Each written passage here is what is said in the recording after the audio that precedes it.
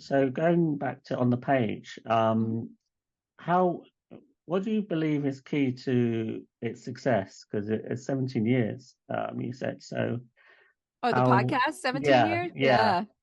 Because So the business has been 20. So yeah, yeah, I guess somebody gave me one piece of advice. Okay. And it was be consistent, do it every week. yeah, Don't yeah, say you have a podcast and then we see it 2 months later. And yeah, just kind of being there has been yeah. very helpful. I think also maybe when I came about, there weren't tons of screenwriting podcasts, Right. which I didn't Yeah. know. I didn't know Right. anything. I didn't know anything at any stage of my business. That could be helpful. Ignorance is bliss. Um, but I also think that what I decided is my way into the podcast every week is you're gonna listen to me learning.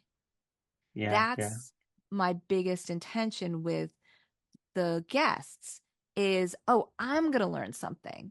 yeah, And so I want to ask questions toward learning myself. And in that process, everybody learns. yeah, It's not a competition of, you know this, oh, I know this. And I can't say I wasn't guilty of that in the early days of my yeah, podcast, but I started realizing like, who cares what I know? yeah, They want to know what the guest knows. And I could use some education myself. Who says I know everything? I certainly don't.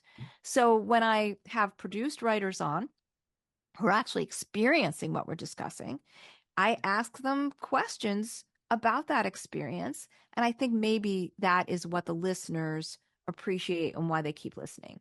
yeah, definitely that. And it's incredibly inspiring to hear about the writers, and like, the most recent one at the time of recording is Upgraded. So just to hear how that was, developed over the years is really inspiring. And I think definitely gives people hope.